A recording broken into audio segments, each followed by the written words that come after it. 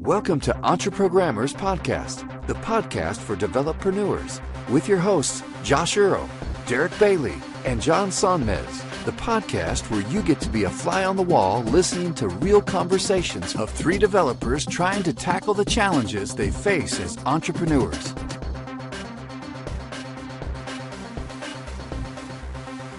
Hey, Josh Rauh here with a quick message from our sponsor, Signalleaf. Look, doing a podcast is a lot of work. The last thing you need is a podcast hosting service that makes you jump through a bunch of hoops just to get your episodes published.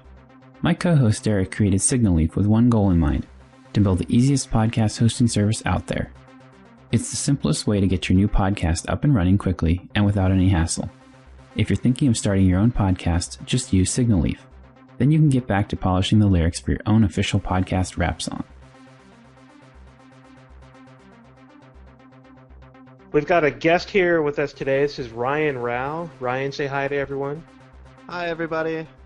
So Ryan has built a pretty slick little service called HuBoard that gives you a Kanban board out of your GitHub issues and has had a lot of great success with it over the last couple of years.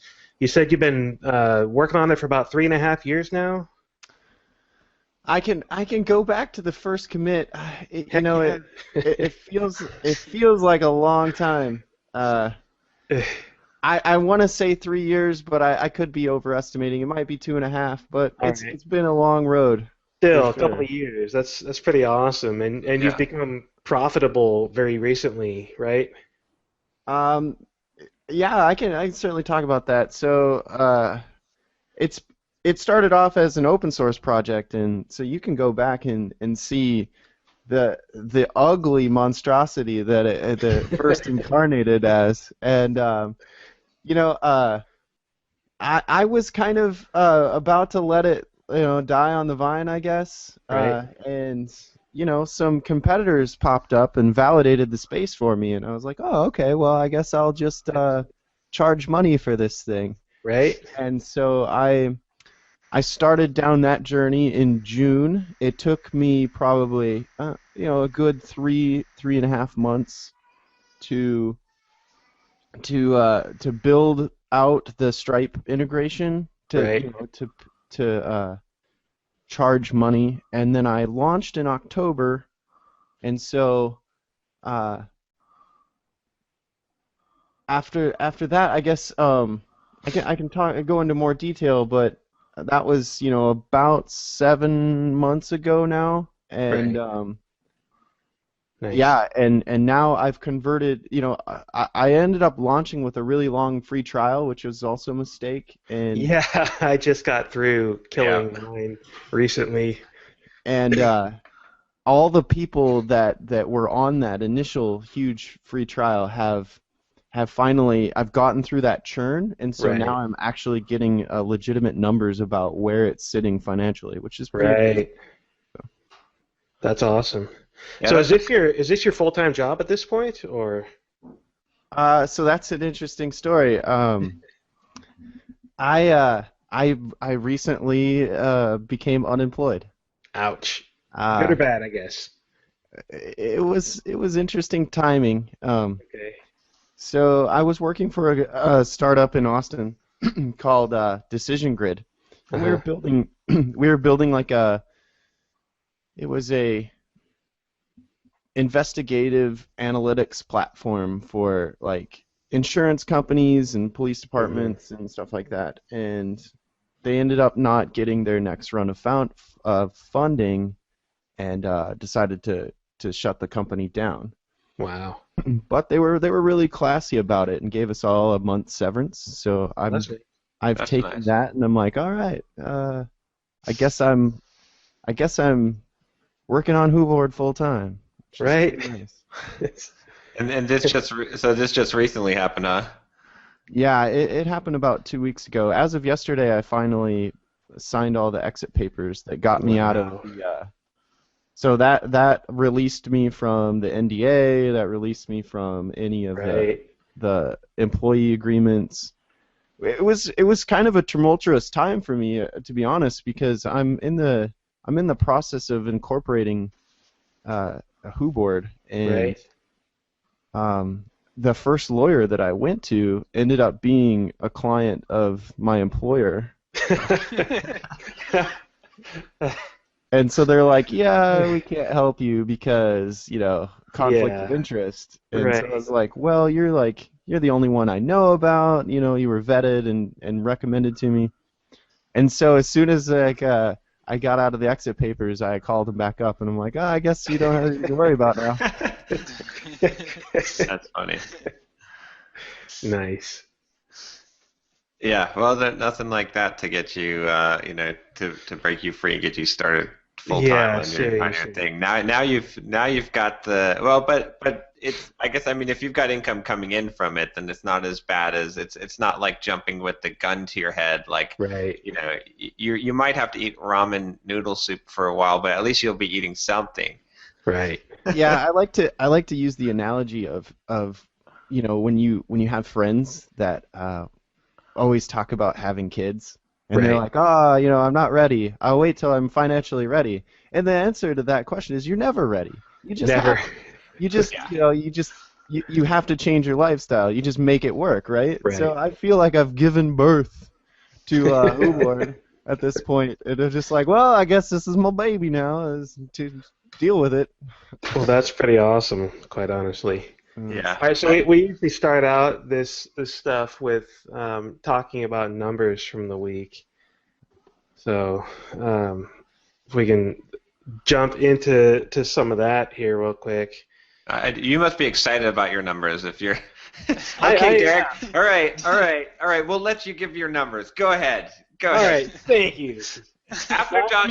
I guess I don't have anything huge to say other than I passed one of my marks, one of my goals with monthly recurring revenue of hitting $2,000 a month with Watch Me Code subscriptions. So as Awesome. long as I don't lose a whole lot of subscribers anytime soon, I'll be continuing to make more than 2,000 a month with that. I'm at about 339 subscribers, I think, right now. And Be I've sure to say something super offensive today. So. yes, I have to make sure everyone feels like a commodity because of that comment that we got. No, remember, but if you say something super offensive, you'll get the saddle, because we're all reading the 80-20 book, right? That'll be good. Get some polarization going. Yeah. Exactly. All right, you're all a bunch of jerks, and I hate you all. Give me your money.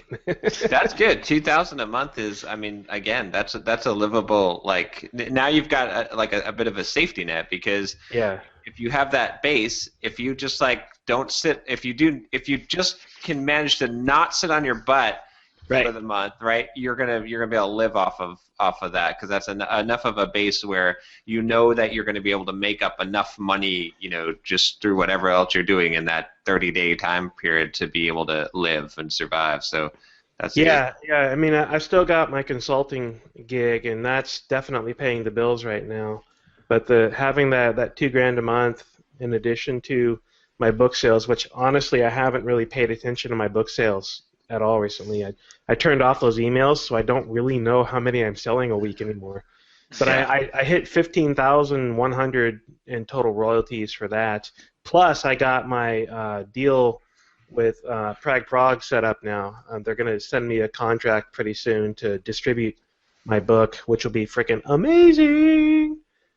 So you're probably sitting at like a minimum of, I mean, you've got the monthly recurring revenue on the Watch Me Code, but you're probably sitting at really like $3,000 to $4,000 on. Pretty close to that. So it's hard for me to call book sales recurring revenue because that, I mean, I don't know. It is. Yeah. I'm selling a lot of books, and I right now I have about 2,500 sitting in the LeanPub sales royalties that I have not been paid yet. So my next payment will be 1,400 from that. So I've got 2,700 sitting in royalties. My next payment will be 1,400 at the end of this month, or June 1st, I guess. So yeah, it's like 3,500 a month for income other than my consulting stuff, which I'll bring, probably close to 6,000 for my consulting stuff this month. So Yeah, that's That'll good. be a good month for me. Yeah, the number I always say, like the security number that I've always kind of had in my mind is like if you can make $5,000 a month Yeah. of like passive, semi-passive, right? Product sale, whatever income that's sustainable, then you're fine. Because with $5,000 a month, if you're independent, you don't really need savings as much. I mean, you're kind of like assuming that you can go that trajectory, that's enough to cover your mortgage, your rent, Right. utilities, and live a pretty decent lifestyle. Yep.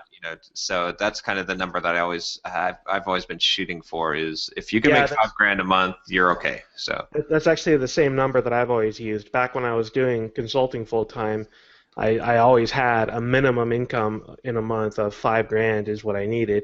Anytime I made more than that was great. I could put it in savings and save for that rainy day, which happened a number of times. But that $5,000 was what I needed.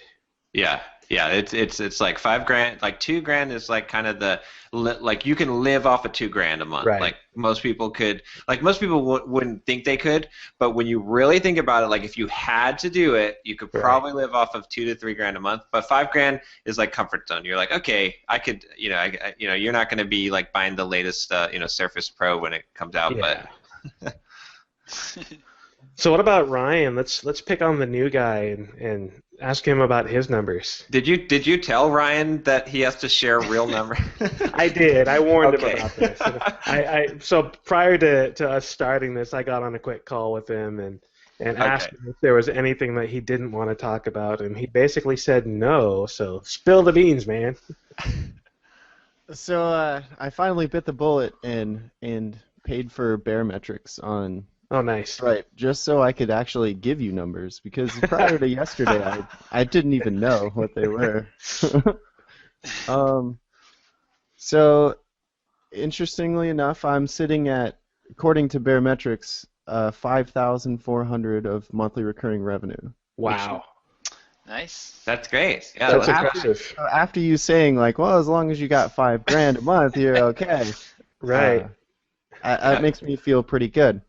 But the thing about it is I actually just went through this, losing your job makes you go through and like figure out, okay, how much do I need to actually pay my rent and stuff like that. Yeah. And there's certainly some more things I could cut out, but that number ended up being about 3,000 for me.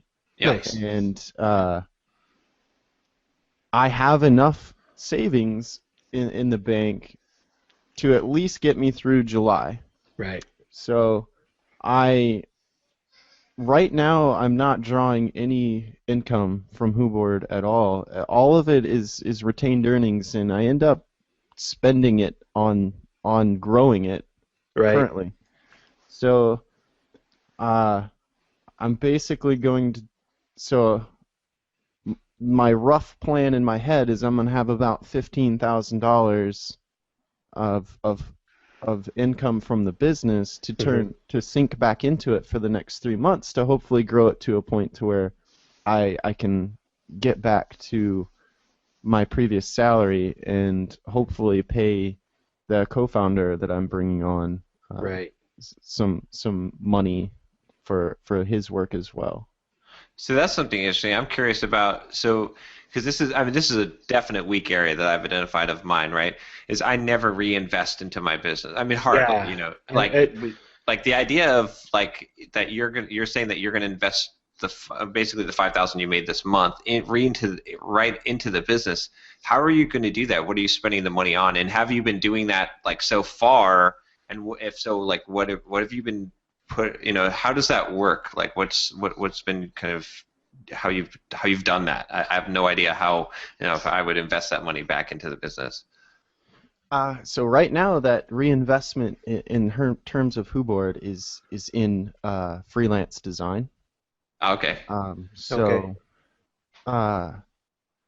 The only investment that the only actual capital investment that I've put into the business other than my time has been in design. So before I launched, I wanted to get the basics of a brand going. So if you guys hit HuBoard.com, there's I have a color scheme, I have like some typography guidelines, and I have a logo, and that ended up costing me like $2,000, which I think was a pretty good investment. Yeah. It ended up giving me the foundation to launch. The thing is, it's like when you launch a product, it's never going to be perfect. You just do it, right? Right. And I had to like settle a little bit and be like, okay, well, I'm just going to push this out, and good enough is good enough.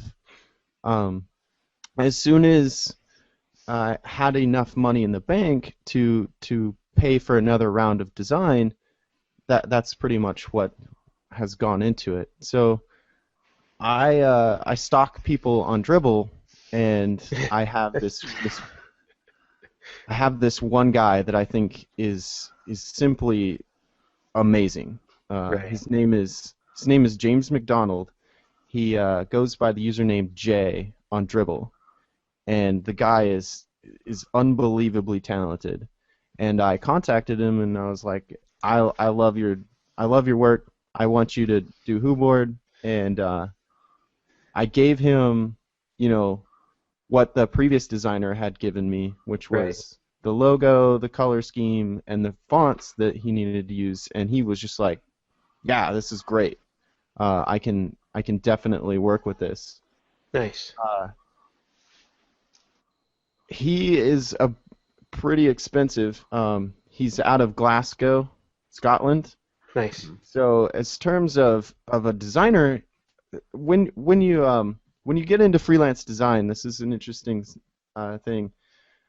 Typically, you're going to pay somewhere between $65 to $85 an hour for the top talent out there for freelance. And in terms of British pounds, that's over $100 an hour. So this guy is because of the unfortunate weak dollar, this guy ended up being quite expensive for me, but in my opinion, it was worth it. So I had him do design for the enterprise site that I'm working on, and the HuBoard.com front-end marketing, and that ended up costing me about 10 grand. Wow. So. Oh, wow.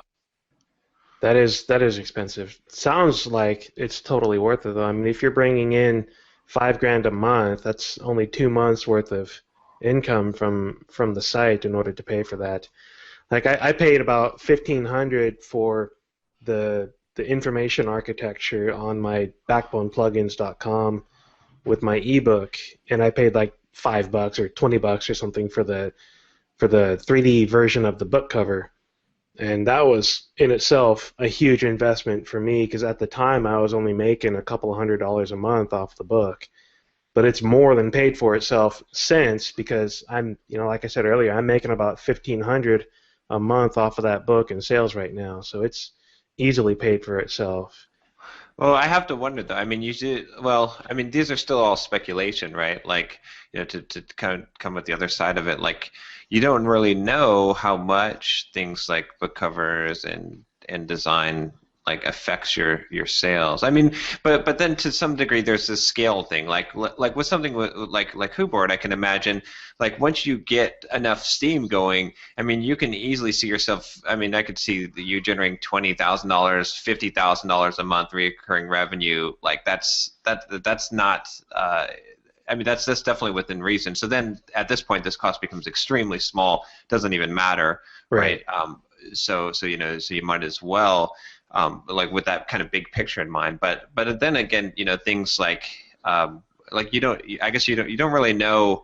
I mean, it's more of a concern, I think, for the smaller you are. Like when you make a big investment and you don't have big growth sizes, like you don't know how much paying for these things really returns unless you have a measurement, which is so hard to measure. Those type of things. So I actually struggle with this a lot too, because it's like, do you focus on design and do you pay the big bucks for design, but you have no really way to measure design? Yeah, so there's something that I wanted to show you guys related to that. I'm going to have to hold this up to my camera. Give me half a second. Earlier this week, I was hanging out at a coffee shop for lunch. Yeah. And outside this coffee shop, there were 2 food trucks. And I know you can't see that very well, but the one on the left of the okay, screen, it focused for a second there. yeah, the one on the left of the screen is just this plain white truck. Has Yeah. no sign on it, no name, no nothing. It's got duct tape holding up the menu on the side of the truck. Yep. And it's good food. It really is. I've had their food before. But the one on the right, I mean, it's beautiful. It has a line. It's well painted. It's got a design. It's got a logo. The menu is beautiful to look at. Everything about it screams, I spent money making this look good so that I don't look like a duct tape, scratched up plexiglass truck like the guy Right. sitting behind me. Mm-hmm. And in those pictures, you can see the results. I mean, there's nobody standing in line at that Mexican food truck on the left. Everybody is standing in line at the food truck on the right. And part of that is just that it looks nicer. Absolutely, yeah. It is fascinating how we as humans have figured out how to hack other humans into Right. buying shit. Mhm. It is crazy, like that it is scientifically like proven that you can Right. get people to buy something with advertising. Yeah, I mean, it's all about sales funnels. Yeah. How do you get somebody into the door, somebody to recognize you, somebody to see, hey, this guy is trustworthy, I like what he's produced, and give you money? And there's, countless number of books on how to do this. John and I have been reading this 80/20 marketing book recently, and it's got a lot of this kind of information in it about marketing and about how you approach selling and how you avoid the quote unquote cold calling and sell to people that are already in line waiting to buy something from you. We should definitely talk about that book a little bit too, because Yeah. I think we're all reading through that book. If there's definitely some good stuff in there. Yeah, so before I give that book too much praise, there are a couple of things in there that just make me want to barf. I think overall, though, the book has done a great job of setting up the idea of applying the 80/20 rule to marketing, and there really is a lot of valuable information in there. But for anybody that gets squeamish about hand waving and "oh, this is so awesome" kind of stuff, then it's a little hard to stomach. Well, you got to realize, there's a couple of things that go on, right? It being us being on the other side of it too, at some Right. degree. Well, first of all, when you create a book or something or any kind of, there's always fluff. Like how many times have you sat down and wrote a blog post or something and you realize that you had to come up with some fluff? We all have to do this at times. Like, it's hard to admit it, but I'll be honest. Like, sometimes I'm just like, man, I need some filler. And so like everything is not like super, like the tight content value stuff. Some of it is fluff. When you have a book that you have to write, it has to be so many pages. You're going to have to like put in some stuff there. And then also like the idea that sometimes you shouldn't really follow anyone like they're David Koresh. Use the Waco reference there. Well, there's this church that I've been going to recently, and because the thing is, like no one is infallible. Like, if you hang on every word of someone, like when you got to be able to eat, pick the meat off the bones, right? Right.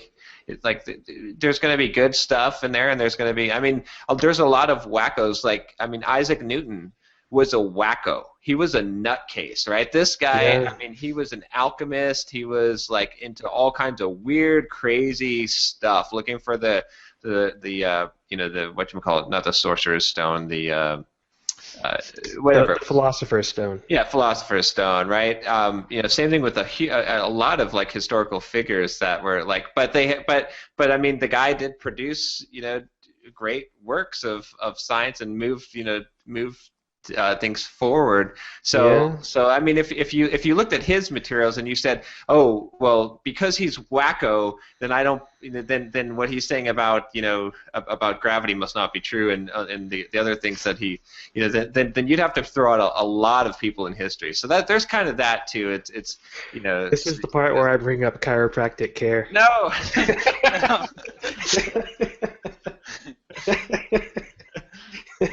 I'm not touching that anymore. Sorry, I just had to.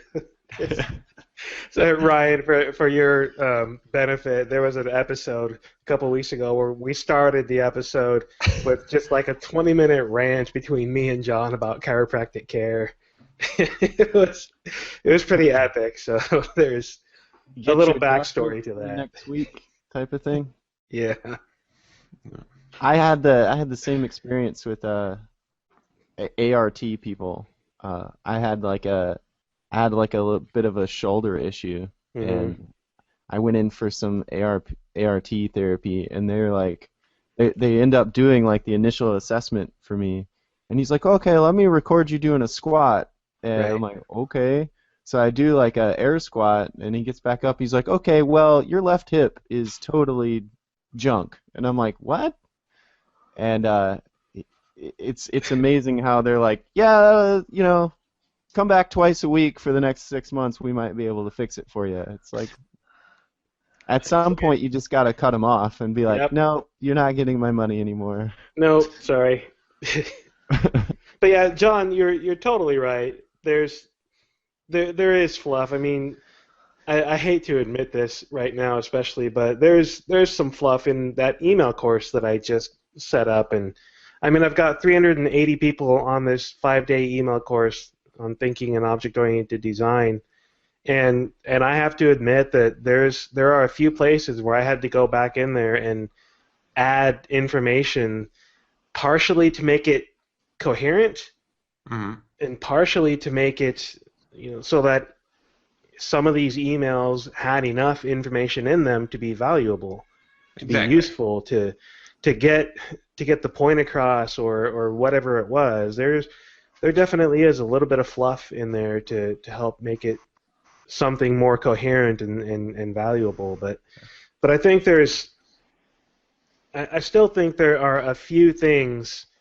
in this 80/20 marketing book that are a little bit beyond fluff, to the point of what the crap is he talking about.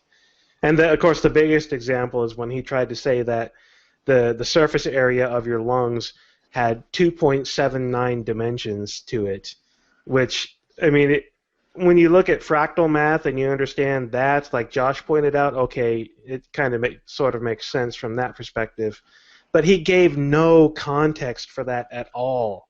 He was talking about your lungs almost being 4-dimensional, and it's like, what the crap is this guy talking about? Now we're getting into physics and 3-dimensional space, and clearly he doesn't know what he's talking about until Josh pointed out, he's dealing with fractal math and that whatever whole chapter was about fractals, though. I mean, it was. Yeah. I don't know anything about fractals, Precious. I had no clue that the chapter was about fractals. I mean, I was sitting there reading the chapter. The chapter was something about fractals. I went from beginning to end of that chapter and had no idea that he was talking about fractals. And he was just talking about repeating. He was talking about the repeating patterns all the way down. Is what. It was like 80/20. Like the whole book is kind of this idea of how the 80/20, the Pareto's law, applies to marketing, like to focus your efforts on that 20%, and how it this patterns exist, and how the 80/20 is it has a fractal pattern. So like out of the 80/20, that 20 also has an 80/20, which has an 80/20. And so you can kind of drill down and find, which to be honest, like I don't know. I mean, I sent you guys my blog post on the why the 80/20 rule you should apply to everything is. Right. But I mean, and I'm on both sides of it, because the 80/20 is a valuable thing to look for that pattern, but so many people force everything into that pattern. It doesn't exist everywhere. That's the thing. It's like sometimes if you have 10 customers and all of those customers, there is a possibility that they all pay exactly the same amount. They all require the same amount of troubleshooting and whatever. I mean, it's possible. Not everyone, I think more things would fall into 80/20, but you could try and squeeze an 80/20 over that, and then you're like forcing the data in your when people just blindly apply 80/20, you sort of skew data in order to make it fit that pattern you're expecting it to fit, and that's not. But having the 80/20 in your mind, I think is awesome, because then you can look at things and you can say, oh look, there's the pattern again, which isn't necessarily 80/20, but is that there's a big core that if I focus on this, that will give me 2, 3, 4 times the results than the majority of the other stuff. But I don't know. The book in general had a really solid stuff. Like, I don't subscribe to 100% everything is 80/20, but there was some solid stuff, especially like the most valuable thing I found was the sales funnel multipliers, whereas like if this point in the sales funnel, if you double your conversion rate and then you double it the next step, and these things, you have 5 steps in there, and you can increase it by 2 to 3-fold at each one of those steps, you could have a 50-time, 100-time, 300-time multiplier on the end of your sales funnel on how many sales you make, and that was the most powerful concept in the book. Yeah, I really like that, and I also really liked the way he laid out the different channels that you have along the 80/20 curve, and so like on the extreme, the high impact side, he had he had basically Google AdWords, paid advertising. Then from there it was SEO, then email marketing, and then it kept going, and social media was somewhere towards the tail end of that, and it kind of prioritized things. And also, John, did you notice that affiliate marketing was way down on the list too? And I thought that was really interesting because it's hard to prioritize all these different options for getting your stuff out there. Like, banner ads, same thing. Banner ads are also way down the power curve there. You shouldn't focus on them until you've got, and we found that, right? Like, we found that we tried to do affiliate marketing with John sending traffic to my page, which isn't good, it's bad, and it didn't convert. So, like I need to get that in order first, then I can start to think about affiliate marketing after I've got 10 other steps before that. Yeah. Can I ask a question? Like, I know Derick has heard of HuBoard prior to me coming on the show. Had you and John heard of it? I had not, no. I don't it's think a cool concept, though. Yeah. I'm surprised, actually, that I haven't heard of it. That's really interesting because, like, so far I have sunk $0 and 0 effort into marketing, but yet there's like this grassroots growth factor that I cannot explain. It's baffling to me that I get somewhere between so let me do a quick thing for you guys. For just this month, I've had 62 signups. Wow. That is unbelievable, right? Yeah, it is. I have no. You're solving a very legitimate pain. I mean, I've not done a whole lot with GitHub, but I've attempted once to use GitHub issues as like a to-do list, and it was painful. It would be really nice to have everything in one place there, and kind of, then your GitHub repo is like the one source of truth. But just the interface for dealing with things and prioritizing things was really painful. So I think, you've hit on that pain, and it's just spreading by word of mouth. Yeah. So do you do any kind of blogging? I mean, I know you have the HuBoard Twitter account. Do you blog about HuBoard at all, about what you're building and features? I have the Los Techies blog, and I have blogged about it prior. But the thing is that I feel kind of guilty if I was to use that as my marketing channel, because I feel like that's not what those readers come to read. Sure. So here's an interesting thing, though, because I was in exactly that same situation when I was on Los Techies, and that's one of the reasons that I left, because I didn't feel like the things that I wanted to write about were a good fit. But even while I was there, the way that I was always able to make it work for me was by writing about the problems that I was solving. So, hey, I've got this problem. Oh, by the way, this problem exists in SignalLeaf. Here's the statement of the problem. Here's the technical solution I found in the code that I wrote to do it. And by the way, this was for SignalLeaf. Yeah, absolutely. And part of it's my own fault. Like I loathe people that self-promote, and I think it's, like I personally don't like it, so I've sort of taken this absurd stance that I won't do it. And I was the same way when Josh and John invited me to join this. Now Derick is a marketing shell like the rest of us. I am. And I was the same way actually too. I know it's hard to believe, but yeah. And so for that matter, I just don't really. I'm afraid. I'm afraid to like talk about it. Right. So I think I do a pretty good job of engaging people on Twitter. I think that the word of mouth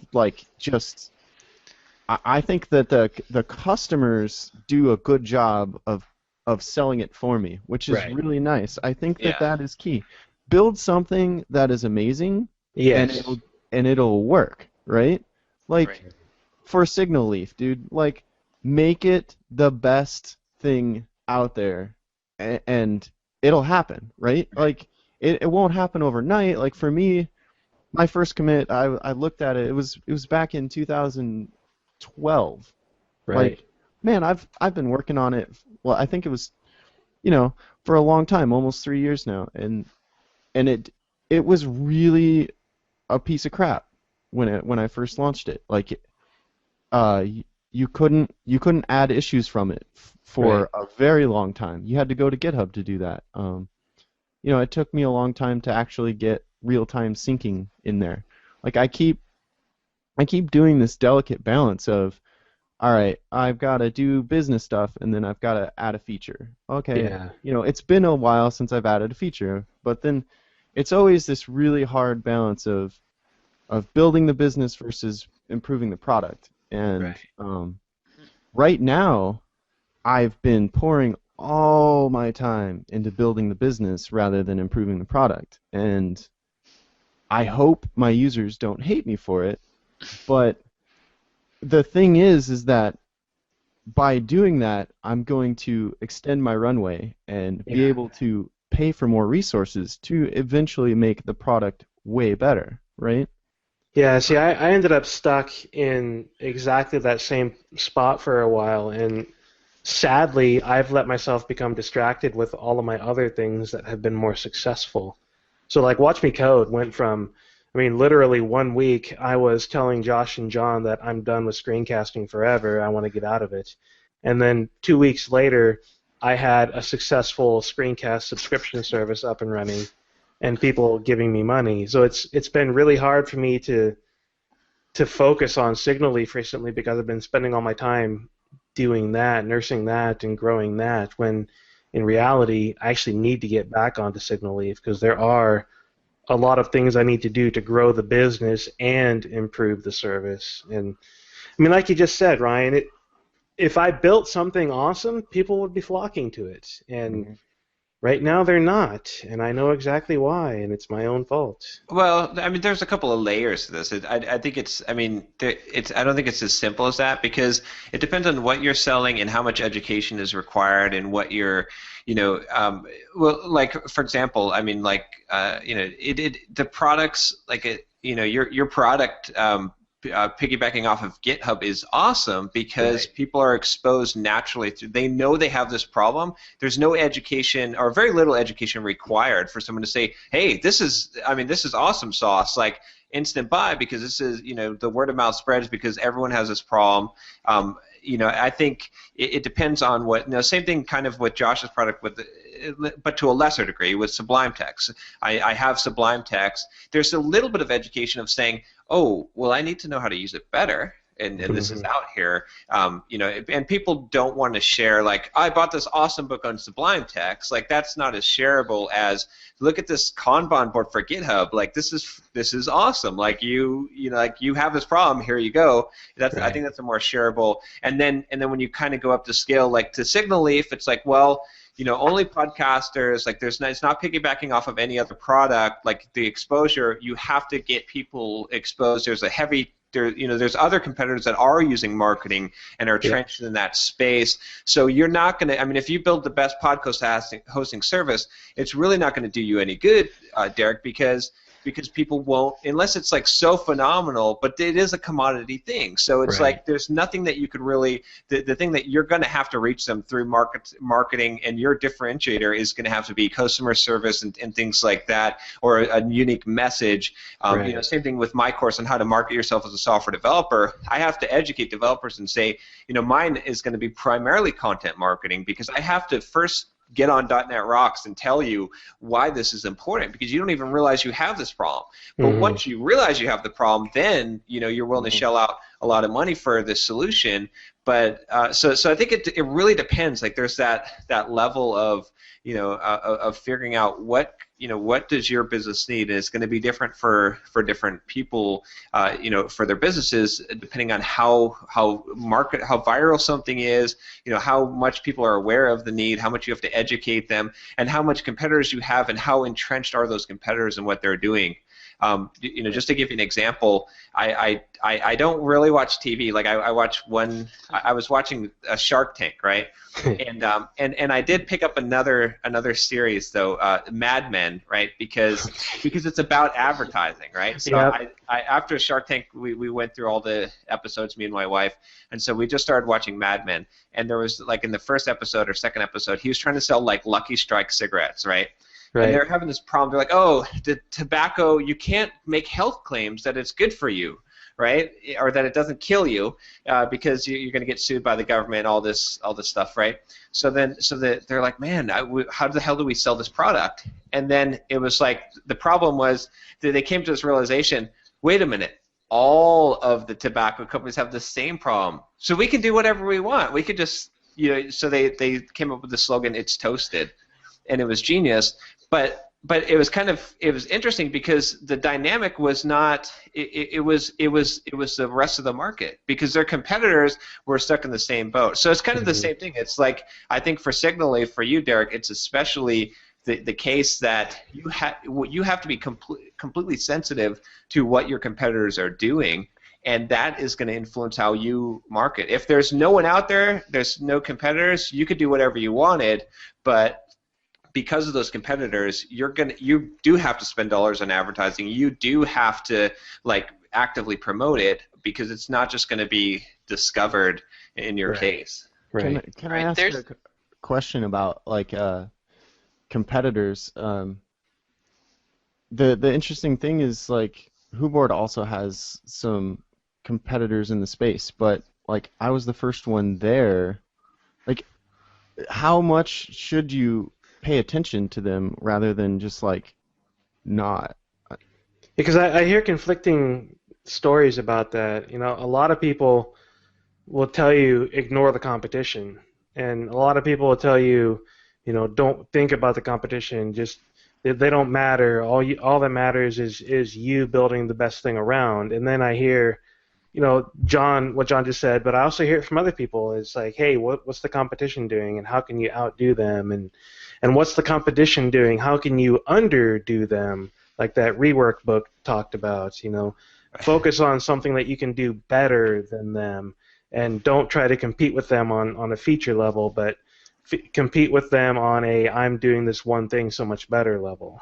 See, that's there's a lot of conflict in those kinds of messages. I don't know if it's conflicting. It's the size of the pool. That's what it really comes down to, and the size that you want to be, right?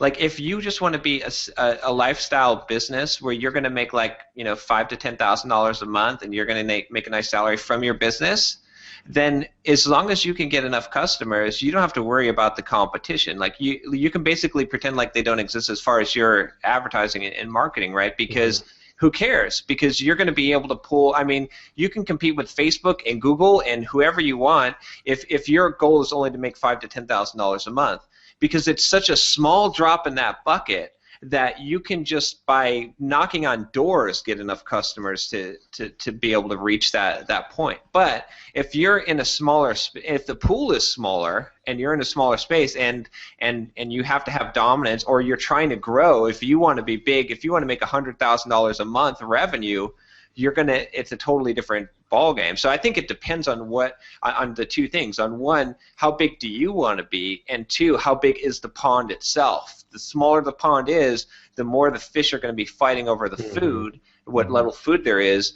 But the bigger the pond is, the more food there is. But you're going to have to, if you're willing to take that small piece of it, then you're fine. But so I don't think it's really conflicting advice. I think it just depends on those two factors. True. Right. I think also. Sorry, go ahead, Josh. Go ahead, Josh. Yeah, I was just gonna say, having some level of awareness of what your competitors are doing when you're new to a market is really powerful, because you can pick the one pain point that they're not addressing. There's a point there's a chapter in this book that we're reading that talks about. I forget the exact phrase, but I think he used price of entry features versus point of difference features, something like that. And if you just start out with the example he was using is if you just start out with a kind of a bland customer survey and build your feature list from that, you're going to get all the price of entry features, where you that's like kind of the minimum you have to have. It's not going to show you that the one thing that your competitors aren't doing that you could really, if you can find that and leverage it, that's how you can get some momentum early on. Right. Have you guys ever? So I've found this phenomenon I like to call the magpie customer, or like the toxic customer, where there's a couple of people that will bounce between me and the competitors, and they'll come to my service for a while and then ask for a bunch of stuff and then leave and go to the other one and ask for a bunch of stuff and then leave. And there's also issues on both sides that are like, can you do this like HuBoard? Then I'd use you. And then but what I don't ever see is, so the competitor in the space, they're called Waffle.io, and there's a couple other ones. There's one called ZenHub, and there's another one called TaskTub. And the worst one is this one called Octocon, and they're all after. When you put con right in your name, you're just. So they all came after HuBoard, and actually Octocon was a customer that got mad at me and went and started building the competitor. Nice. It's really hilarious, but the thing is that you can go and check my issue list, and there is not a single one that says, can you do something like your competitor, right? It's all the other way around. So for me, it's like I think I've got enough of a head start to be able to drive the market in the direction that I want. And for me, I guess I'm taking a big risk in this, but I think it's going to pay off, is I'm trying to go after the GitHub Enterprise market. Right. By selling a virtual appliance. Nice. Exactly like GitHub Enterprise. Right. And so probably the number one commented and upvoted and whatever issue in HuBoard right now is enterprise support. People are clamoring for it. They've wanted it for a long time, and I've always said, well, it isn't worth my time right now. I can't support you guys. So hey, it's open source. Have at it. Have fun, right? It wasn't until GitHub, the VP of sales from GitHub emails me, and he's like, hey, I have this enterprise customer who's trying to get your service to work and can't. Would you like his contact info? And I was like, oh, sure, I guess. How do you say no to the VP of sales at GitHub, right? Right. So he puts me in touch with this customer, and I have a call with him, and basically he says to me, I was like, so why do you want enterprise support? I mean, clearly it's free. Why, it's open source. Like, why isn't that good enough? And he said, here's what his point was. He goes, I've had 2 or 3 engineering teams of Ruby developers spend a week each trying to get your product to work, and they have all failed. So my cost for trying to use your service is astronomical at this point. Like, he's like, they want it. I want to give it to him. He's basically like, like Fry on shut up and take my money. Yeah. They take my money, right? So, the interesting thing for me is that, like, as soon as I announce, like, yep, okay, done, I'm working on it, the competitors are, like, clamoring to do it first. Right. It's just like, it's hard when people are very reactionary to you. Like, you want to. It's almost like you have to be quiet about it, but at the same time, you can't be quiet about it because you have to generate hype in order to understand whether people want it. So there's another company that you may have heard of that has this problem called Apple. Mm-hmm. I mean, everything that you see coming out of Samsung these days is just a copy of what Apple is doing, and Google has largely copied what Apple was doing, and Microsoft, they took the idea and ran a different direction with it. But there's so many different things that Apple does that suddenly become the norm in the space, and everybody else clamors to and scrambles to catch up. And being in that position is kind of a double-edged sword, I think. I mean, it sounds like you're in a great position because people are going to be coming to you because they know that you're the market leader, but at the same time, it puts pressure on you to get these things done before anyone else so that you can be the guy that has it done first. And I think there's a bit more of a balance to find, similar to how Apple has not yet released a laptop with a touch screen. Maybe Apple will. Maybe they'll do that sometime in the next year or so, and it will be the best user experience around for a laptop with a touch screen because they took the time to do it right. Because frankly, I think a laptop with a touch screen is a horrible thing right now. Surface Pro 3. Using it as a tablet is brilliant. Yeah. But as a laptop, I cannot stand touchscreen interactions right now. I don't think anybody's done it right, and I'm waiting for someone to do it right. Yeah. So you may be in the same kind of position with HuBoard where, all your competitors are suddenly scrambling to do enterprise support, but if you get it right instead of just getting it done first, you're just going to... Assuming they even get it done at all. Yeah, assuming they get it done at all. Well, here's the Apple market is a winner-take-all market, right?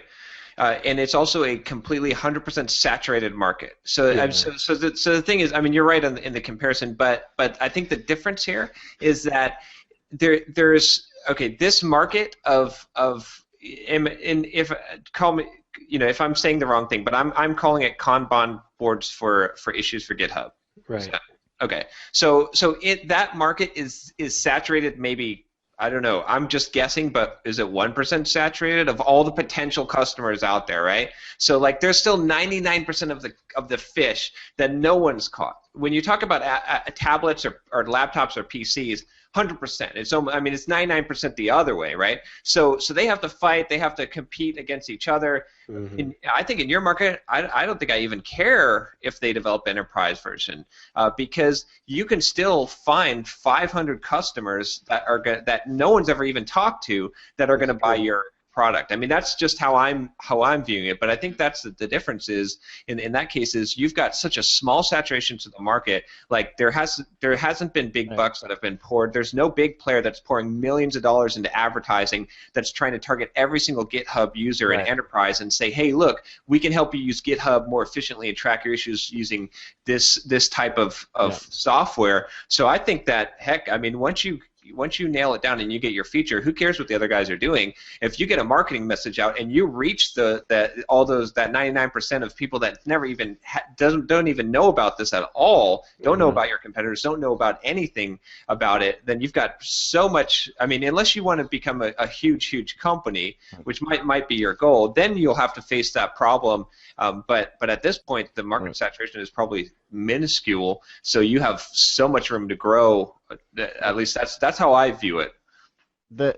What's interesting is there's also so I think that we are attacking the problem correctly in that we're gonna ship like a VM, right? Whereas the competitors to get into the space first, they're trying to do it through their SaaS product, and I find that just unbelievably crazy that any company who's using GitHub Enterprise would poke a hole through their firewall to use a service outside of it. Like, there's a reason they got GitHub Enterprise to begin with. Right. It seems like how can you be that silly to think that that's going to work? But maybe it does. They might get a few, but I know I can almost guarantee you that it won't work for them though, because I know a company that's in the Kanban board space, and they have an integration with GitHub now. It's relatively new for them, but they also have integration with Team Foundation Server, and they tried to do it through their SaaS with Team Foundation Server at first, and nobody wanted it because everybody has Team Foundation Server behind the firewall. And so they had to build their integration as a service that runs behind the firewall in order for them to get it done. Absolutely. So it's going to be. I think it's going to turn out to be a worthy investment. Definitely. Because you can charge so much more money to Fortune 100 companies when they realize the value in it, right? They realize, I'm not really paying for your product, I'm paying for your VM so that I don't have to support it, right? Right. It's pretty great. The other thing is I think that there's also a potential market for super paranoid SaaS users. I'll point out an example, and I don't think this is. Well, I think I can reveal this. You guys are familiar with Xamarin, right? Mm-hmm. Yep. So some guys from the Xamarin team emailed me, and they're like, "Hey, we have this corporate policy that says we can't give away OAuth access to GitHub for anything because our employer is super paranoid about like leaking our code, so we need to host it ourselves, right?" So I was like, oh, okay, well, you guys are awesome. You're open source contributors. I will take the time to help you get it installed correctly and everything. Mm-hmm. Like I felt like that was paying back to the open source community for me. But I think there's a market for those type of customers too, to buy the enterprise version and then also point it at GitHub.com, because it's effectively just like, give me the URL to the API. Right. Yeah. It's ended up being pretty cool, and at the same time, as far as like when you for me, I keep thinking about like an exit strategy, right? Like when you're in the SaaS business, like the end goal is to get acquired, right? No, not for me. My end goal is to be a profitable business. Right. It depends. Yeah. It depends. I think you're making a mistake in a sense that by making your business attractive to acquirers, you're also turning it into a successful business. So like, you should do both, right? Sure, that's fair. You're not going to be hurt by someone like trying to buy it. Right. You know what I mean? You can just say no. So you can be a Snapchat and just be like, nope, I won't take $1 billion. Yeah, I won't do that. Derick has a T-shirt like that, actually. For HuBoard, it's like it comes down to like, okay, so what would make it most attractive for an acquisition? Like the most likely buyer would be GitHub, Mm-hmm. like So like, what makes it most attractive to them? I think it makes it like, okay, they've got a pain point, right? Atlassian has all these products that probably kick their ass at the end of the day, right? Like, you can go to Atlassian and you can get basically GitHub and Stash. You can get Jira for the issue tracker and whatever other products they have, and they all connect together. Like, HuBoard Enterprise plus GitHub basically takes, that's the Atlassian, in my opinion, of that's like the Jira equivalent for them. Right. I think it makes sense to like go after that customers, but it's like a huge risk. Like, I'm basically not putting features into the app to try to go get a new market. I think there's, it certainly is a risk, but I think it's not as much of a risk as you might think it is right now, because you're still growing your current business. So clearly people see value in what you've already provided for them. Clearly they think that what you're doing is working and is good, and they want it and they use it, and you're getting more customers. So you have wiggle room. If you get a critical bug, maybe you want to take some time to fix that. But if you don't have critical bug fixes to do, then it sounds like this enterprise approach is going to be well worth your time, because it's going to open up a much more profitable market for you and solve some really big problems for some really big customers. Yeah, I mean, the fact reasonable to me. And you haven't done. You said you poured no money into marketing at this point as well. Yeah. So, I mean, the fact that you've grown this big without really any marketing means that the base product that you have now, if you marketed it, could grow a huge amount just based on what it is. So I don't think there's really much of a risk for you here, because you're already. I mean, if you had 63 signups this month without marketing, and that continues on autopilot, you've got quite a bit of rope. Or leeway there, and then I mean, if you get the enterprise, you can look at it this way, right?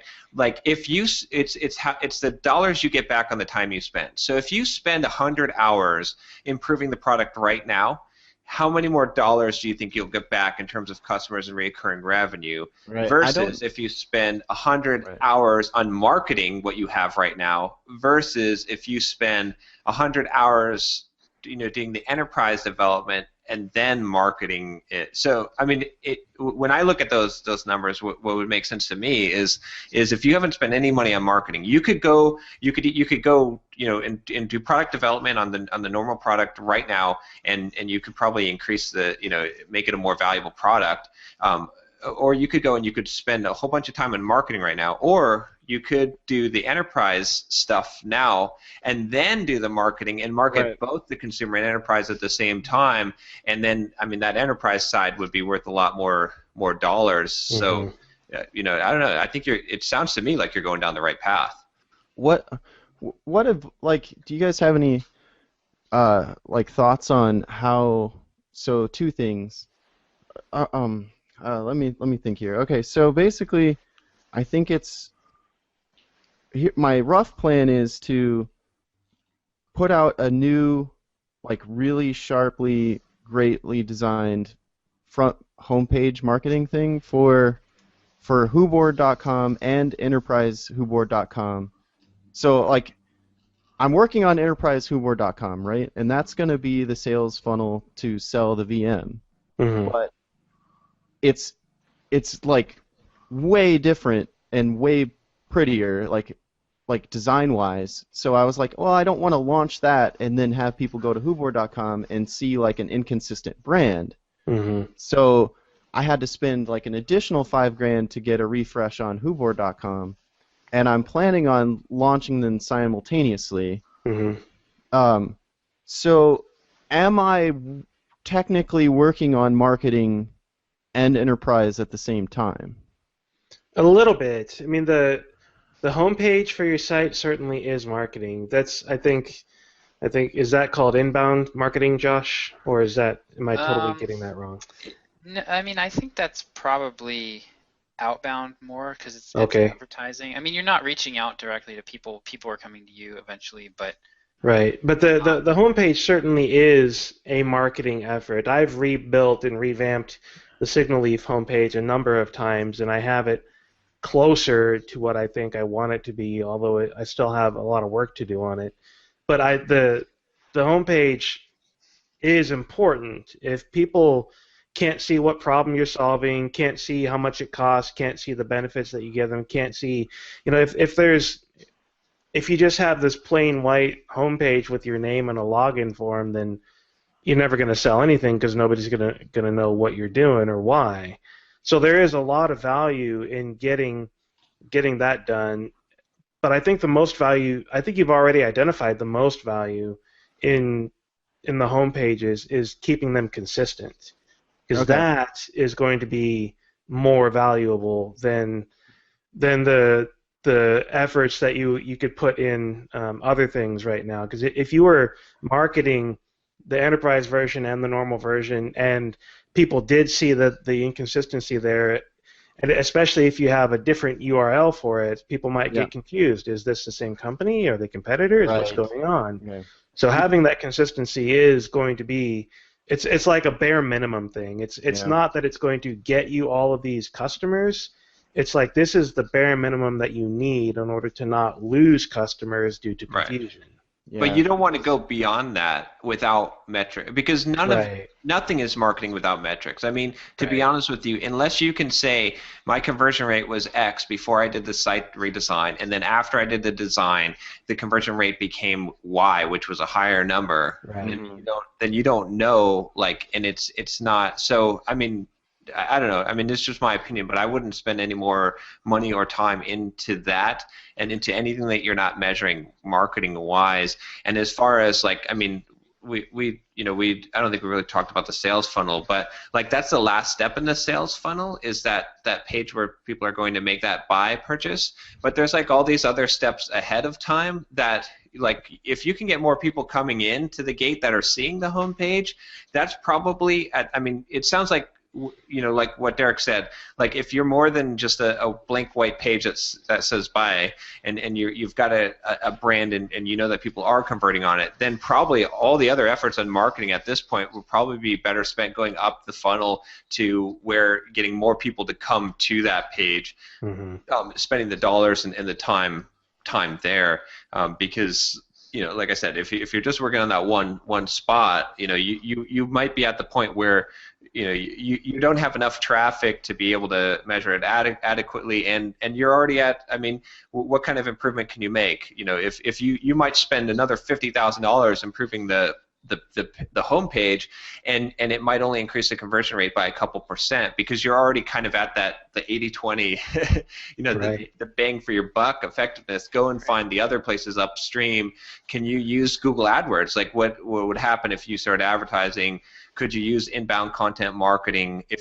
Could you get people signing up for an email list and then sending them newsletters? And could you borrow someone else's email list and do some kind of a promotion or advertising through there, to get more people in there? Those seem because those are completely untapped as far as I understand from your business. So spending just a little time in those areas will probably get you a huge return compared to any more time on the branding and the home pages. Does HuBoard have a blog? No. You might want to start that. I mean, it's blogging is a long haul marketing effort. Content marketing is definitely a long haul thing, but it's worthwhile. I mean, the only reason I have any notoriety in the developer world and any kind of an audience is because I've been blogging for 10 years and people pay attention to my blog. So it works. It takes a long time, but it might be something that you can do very simply and very easily. And just, every couple of weeks you put out a blog post talking about something, whatever it is. Doesn't really even matter what it is, but you'll get people coming to the site, seeing content, and that gets your name in front of more people. And even potentially builds up a mailing list. I mean, I've tripled my mailing list in the last 9 months, 6 months, however long it's been since we started this, just by having a proper mailing list sign-up option on my blogs. Well, okay. So it sounds to me like you guys think I'm going down the correct path. Yeah. I guess timetable-wise, I'm looking to.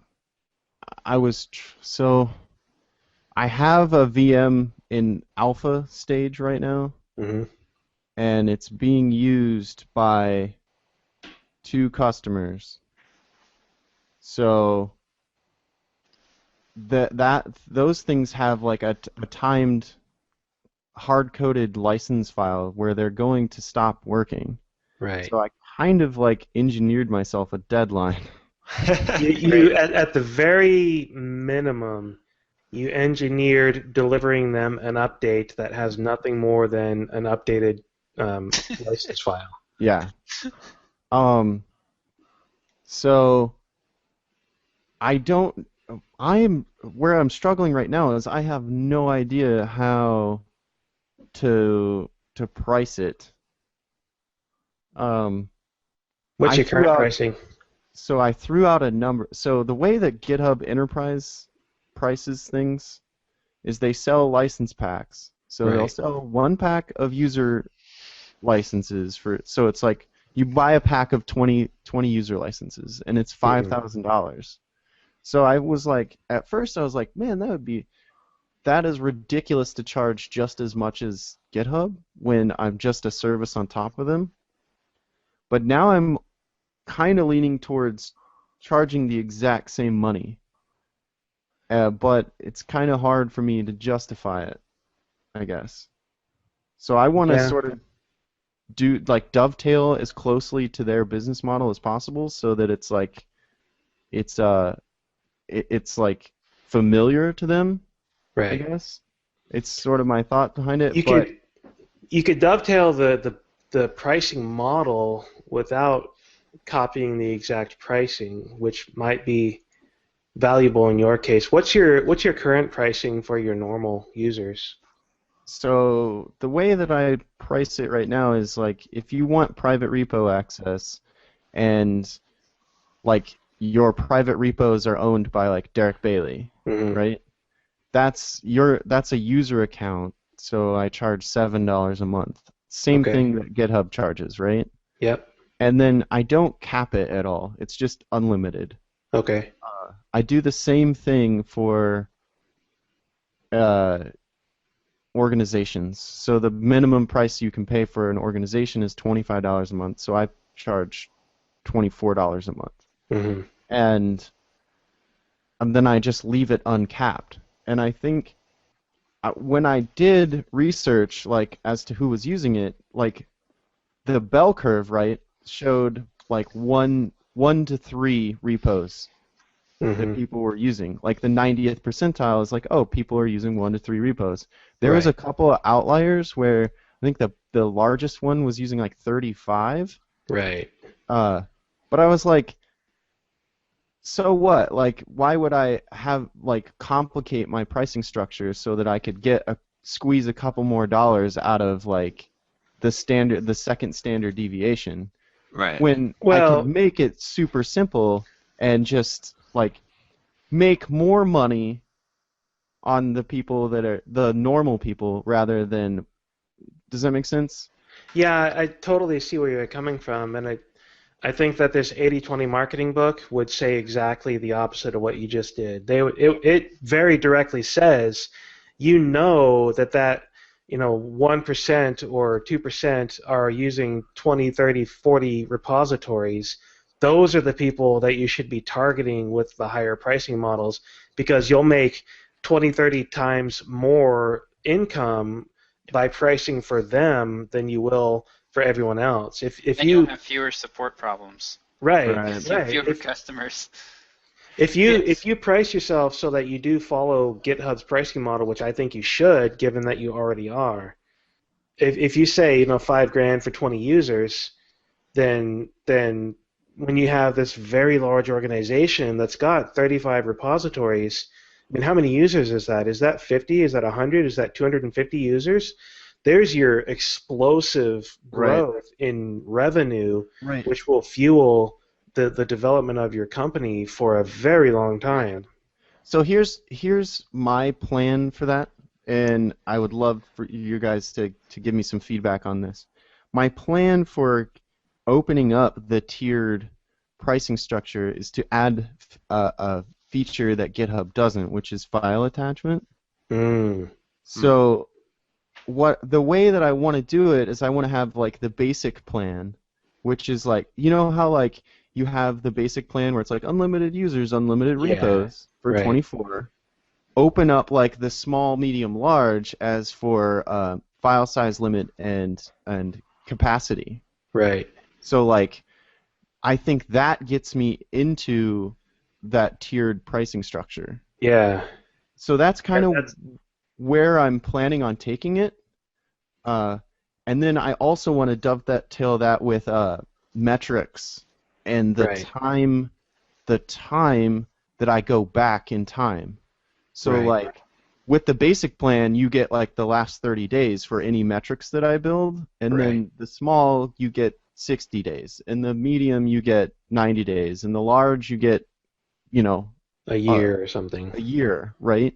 Right. And so that's where I see the potential to open up the higher pricing tier, if that makes sense. Yeah, that makes a lot of sense to base it off of additional bonus stuff instead of like restricting people based on usage, because people get ticked off when you're like, oh, well, if you use it so much, then it's better to say, well, hey, if you're so enthusiastic about it and you want more, I got a whole bag full of more for you. Yeah. Right. Stick your hand into there.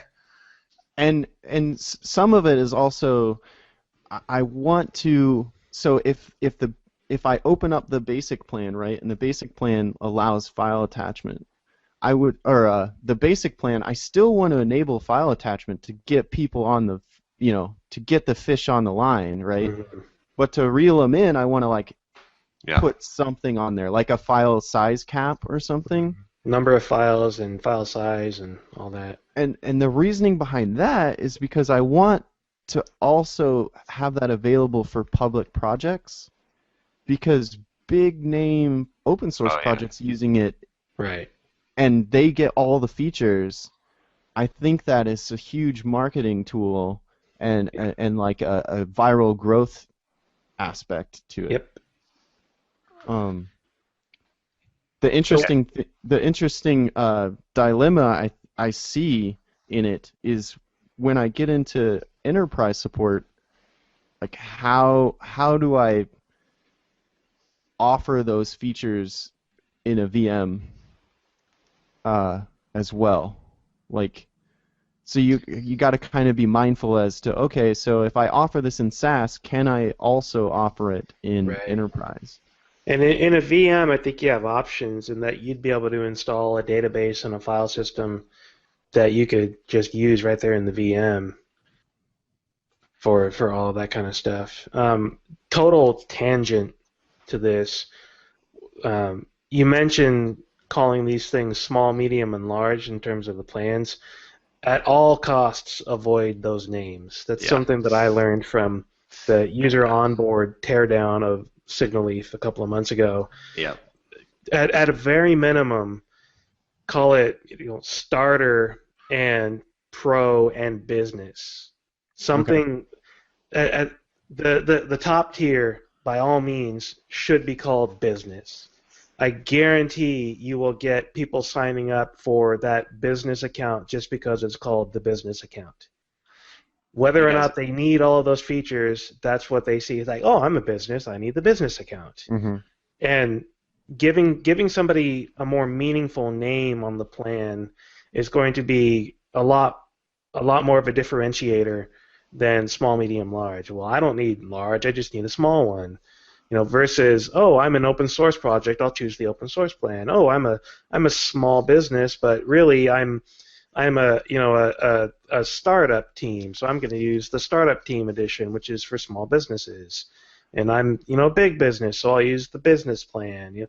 Find some way to create names that target an ideal company or organization or person that is using your service. Maybe the smallest one is called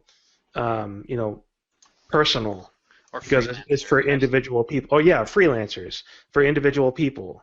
Maybe the medium is called team edition, and maybe the big one is called business or something. Mm-hmm. Hey guys, I gotta jump off here. I gotta Okay. And since John is the recorder, I guess that's pretty much us ending the episode. Oh shoot, I didn't think about that. Unless I can leave it running, is there? I don't think that's possible without you leaving your computer That on would with get a record huge- until you get back. There needs to be a way to assign the recorder to someone. Right. Yeah, sorry about that. I didn't even think about that. That's all right. All right. Well, thanks for coming on, Ryan. This has been pretty awesome having a fourth person in here to talk about new things. Yeah. Hopefully, I apologize if I beat you up at all. I didn't. I didn't mean to. So. We tend to do that to each other, but Yeah, I we think do. it's- We're very much not pulling our punches. So that's Right. kind of the value of our group. So. Yeah, I think I could learn a lot from you guys as far as you guys talk about different numbers as far as conversion rates and stuff. I don't even know how to calculate that stuff. Yeah, that So, was 6 months ago. I wish I could give you those numbers, but unfortunately I don't even know how to calculate them. Which is, Right. Well, sounds like we might need to have you come back on soon Yeah. and talk about these things more. yeah. All right, guys. All All right. right. Talk to you, See you next guys. week. See ya. See you, John. Wanna start a business, but you just know how to code. Listen to John, Josh, and Derick as we figure it out. We are the Entreprogrammers, and we'll teach you straight up to be developers.